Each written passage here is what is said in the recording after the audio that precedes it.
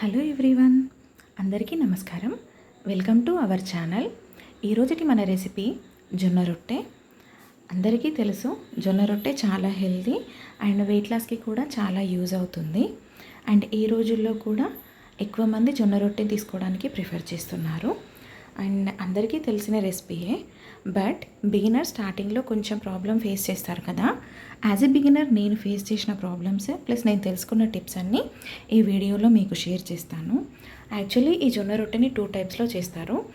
ఒకటి ఏంటంటే కావాల్సినన్ని వాటర్ పెట్టుకొని దాంట్లోనే పిండిని వేసి కలుపుకొని ఆ పిండితో చేసుకుంటారు. బట్ క్వాంటిటీ కొంచెం ఎక్కువ తక్కువైనా రొట్టె రావడం చాలా కష్టంగా ఉంటుంది. సో నేను ప్రిఫర్ చేసేది ఏంటంటే ముందుగా కావాల్సినన్ని వాటర్ని బాయిల్ చేసుకోవాలి.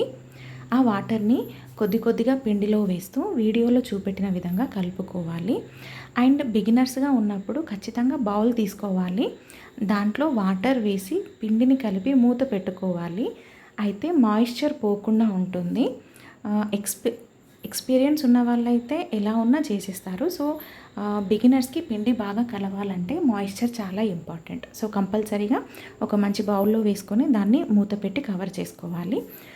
తర్వాత ఇందాక వేడి చేసుకున్న వాటర్లో నుండే మరీ ఎక్కువ హాట్గా ఉండకుండా గోరువెచ్చగా ఉండేటట్టుగా మరికొన్ని వాటర్ కలుపుకొని ఆ వాటర్తో మాత్రమే పిండిని కలుపుకోవాలి. ఒకేసారిగా పిండిని పోసుకోకుండా కొంచెం కొంచెం ఫింగర్ టిప్స్తో వాటర్ పోసుకుంటూ కలపాలి.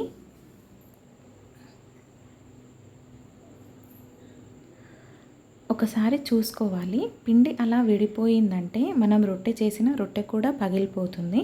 సో మరి కొంచెం వాటర్ని ఫింగర్ టిప్స్తో తీసుకుంటూ కలపాలి. సెకండ్ టిప్ పిండి కలపడంలోనే ఉంటుంది. పిండి ఎంత బాగా కలిపితే రొట్టె అంత బాగా పొంగుతుంది, ప్లస్ అంత బాగా వస్తుంది.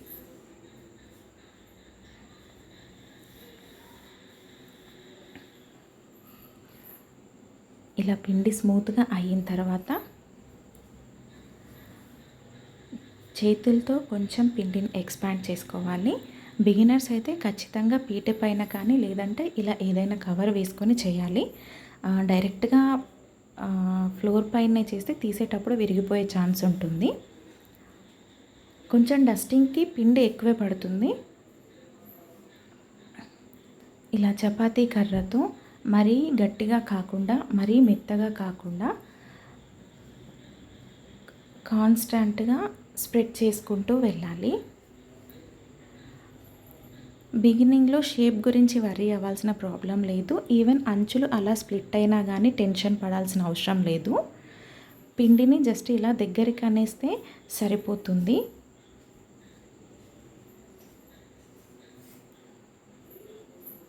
ఒకసారి చేయితో ఈవెన్గా తట్టుకోవాలి. తర్వాత జాగ్రత్తగా తీసి పెనం పైన వేయాలి. అండ్ మోస్ట్ ఇంపార్టెంట్ థింగ్ వచ్చేసి పెనం వేడిగా ఉండాలి.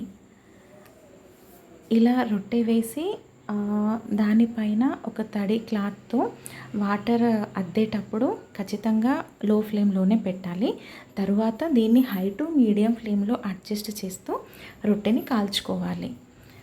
వాటర్ పెట్టిన తర్వాత 80 to 90% వాటర్ ఎవాపరేట్ అయిన తర్వాత సైడ్స్ నుండి తీస్తూ రొట్టెని ఫ్లిప్ చేసుకోవాలి. ఒకేసారి తీస్తే విరిగిపోయే ఛాన్స్ ఉంటుంది.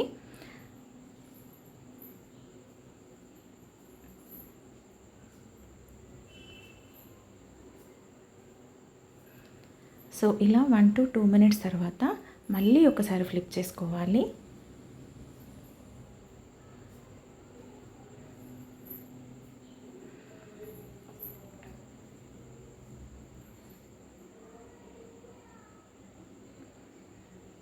అంచులని కదుపుతూ రొట్టె మొత్తం ఈవెన్గా కాలేటట్టు చూసుకోవాలి.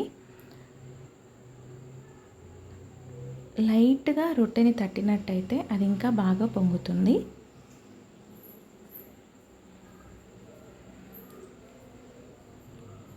చూడండి, పుల్కల్లాగా చాలా బాగా వస్తుంది.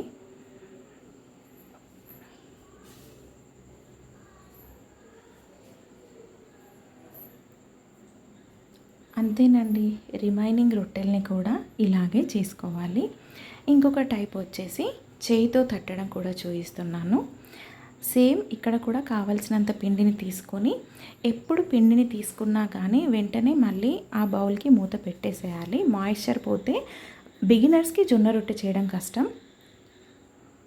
సో ఒక చేయిని అడ్డు పెట్టుకోవాలి, అంచులు పగలకుండా మరో చేయితో తట్టుకోవాలి.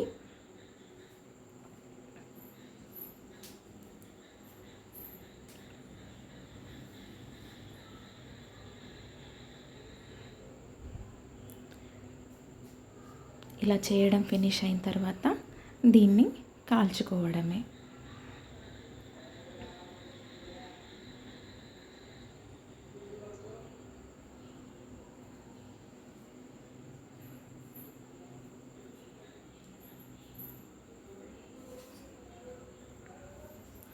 అండ్ ఇక్కడ ఈ జొన్న రొట్టెని నేను బెండకాయ కర్రీ అండ్ ఆనియన్తో సర్వ్ చేసుకుంటున్నాను. యాక్చువల్గా జొన్న రొట్టె రోటి పచ్చడితో అయితే చాలా బాగుంటుంది. మీకు ఎలా ఇష్టం కింద కామెంట్ చేయండి. అండ్ ఇంకో టిప్ వచ్చేసి, మనం సూపర్ మార్కెట్లో తీసుకున్న పిండి మరీ సాఫ్ట్గా ఉంటుంది. అలాంటి పిండితో చేయడం కూడా కొంచెం కష్టం అవుతుంది. సో వీలైతే పట్టించుకున్న పిండి, ఒరిజినల్ పిండి దొరికితే దాంతో చేయడానికి ట్రై చేయండి. అండ్ ఇక్కడ ఈ రొట్టెని నేను క్రిస్పీగా చేయాలనుకుంటున్నాను. అందుకే దాన్ని కంటిన్యూస్గా ఫ్లిప్ చేస్తూ కాల్చుకున్నాను. ఇప్పుడు మీరు పిండిని బాగా కలిపినట్టయితే ఒక్క చేయితో చేసినా కానీ అంచులు స్ప్లిట్ అవ్వకుండా ఉంటాయి. ఏ సైజులో కావాలంటే ఆ సైజులో చేసుకోవచ్చు. ఇక్కడ నేను కొంచెం పెద్ద సైజు రొట్టెని చేసుకుంటున్నాను.